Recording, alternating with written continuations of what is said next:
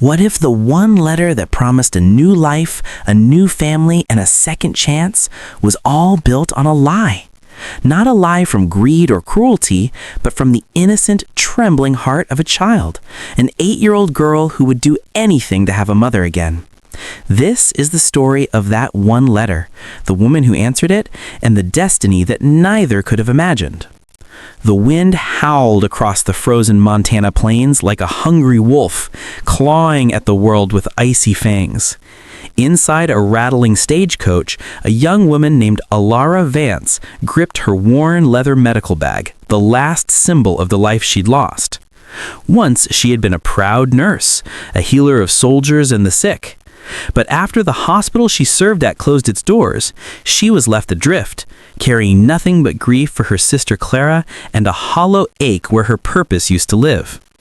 Then came the letter, a simple, heartfelt note from a man named Samuel Croft, a carpenter in the frontier town of Aspen Ridge.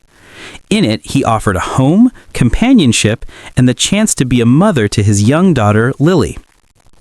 It was the promise of warmth, family, and belonging.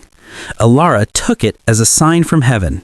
She packed her few belongings, pinned her sister's locket close to her heart, and set out across a land of snow and silence. But the storm that found her that night was merciless. The stagecoach lurched, horses screamed, and the world turned upside down. When Alara opened her eyes, she was buried in snow, bleeding, bruised, and alone. The driver lay dying beside her. With hands numb from frostbite and heart pounding with terror, she used shards of the broken coach to build a crude shelter, whispering prayers to keep herself awake. By dawn, the world was white, endless, cold, and utterly still. She could have given up, but something inside her refused. She walked toward the faint line of trees, her breath a ghost in the frozen air. Hours later, she collapsed into the snow, only to be found by a broad-shouldered man on horseback. His name was Ben Carter, the blacksmith of Aspen Ridge. He wrapped her in buffalo hide and carried her back to safety. When she awoke, she was in a warm room above the smithy, tended by Ben's gentle wife, Sarah. Her medical bag, locket, and letter had all been saved. When asked why she'd risk the journey in such deadly weather, Alara held out the letter with shaking hands. "I've come to marry Samuel Croft," she said softly. The Carters exchanged a glance that made her heart sink. "Samuel Croft," Sarah said carefully, "is a good man, a quiet man, but he's not expecting anyone."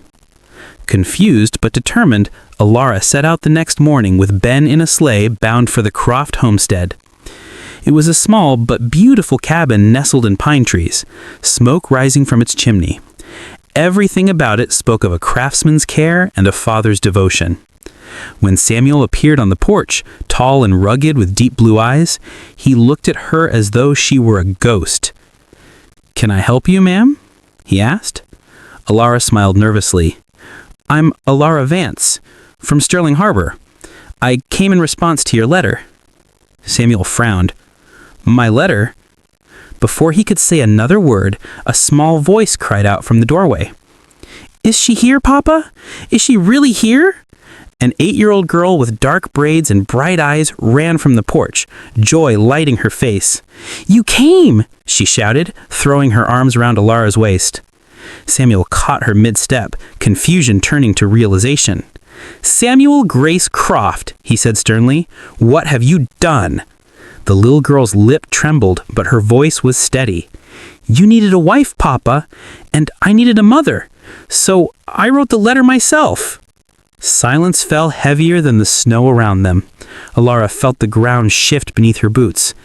Everything, the journey, the pain, the near-death struggle, had been built on a child's desperate hope.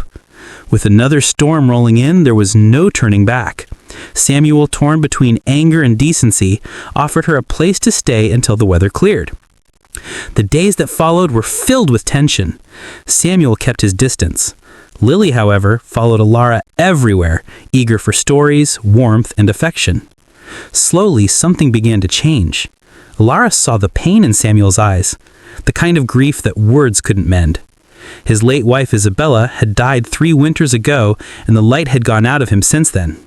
But beneath his silence was kindness, patience, and a father's fierce love. When Lily awoke one night crying for her mother, Alara held her close and played a soft lullaby from her locket, a song she'd carried since the war. Lily froze.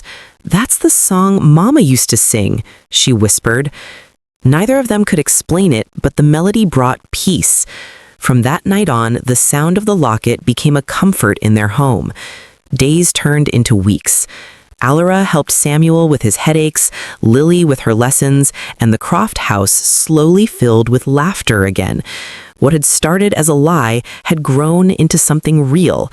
Samuel began to look at her differently, with quiet admiration and gratitude he couldn't put into words. Then, one afternoon, while repairing the music box in her locket, Alara discovered something hidden, a folded, yellowed letter tucked beneath the mechanism. The handwriting was one she recognized, from a soldier she had cared for years ago, a man who died in her arms. His name had been Daniel Croft. The letter revealed a shocking truth. He had switched identities with his brother to spare him from war. The man she'd come to marry, Samuel Croft, was Daniel's brother, the very man Daniel had begged her to find. Fate had not brought her here by accident.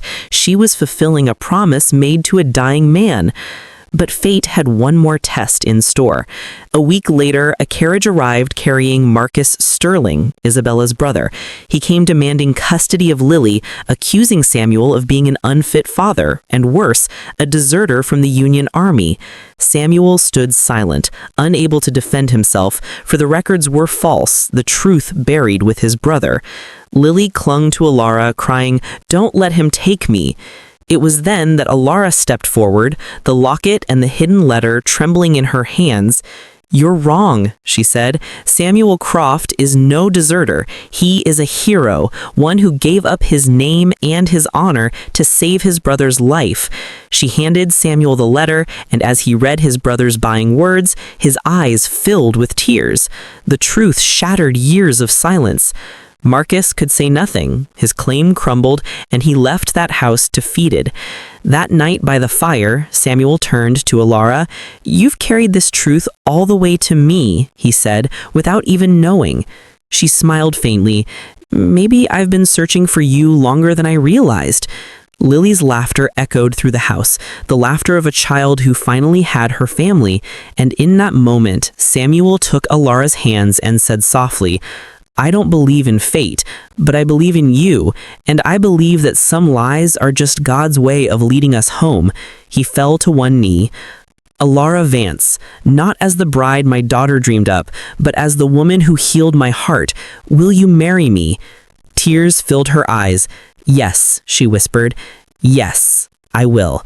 Their wedding was small. Just Ben and Sarah as witnesses, pine boughs framing the hearth, and Lily standing proudly beside them.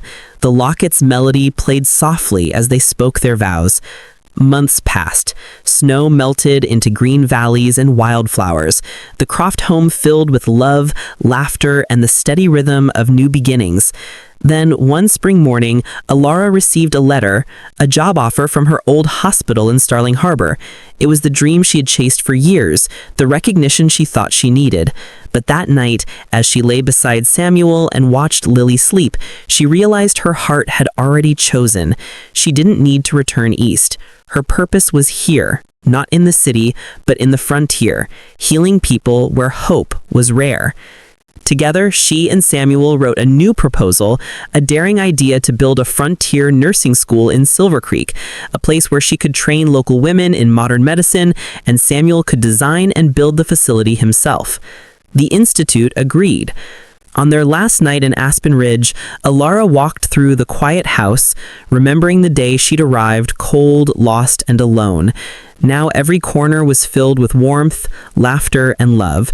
She touched the doorframe, whispered a thank you to the ghost that had guided her here, and stepped outside to where Samuel waited. Their new home in Silver Creek was a masterpiece of timber and dreams, a home built not just from wood and nails, but from forgiveness, faith, and second chances. And as the first stars appeared over the mountains, Samuel wrapped his arm around her and whispered, "A year ago, I was just surviving. Now I'm truly alive." Alara smiled, her head resting on his chest. "And to think," she murmured, "it all began with one letter and one beautiful lie. Because sometimes destiny doesn't knock, it writes."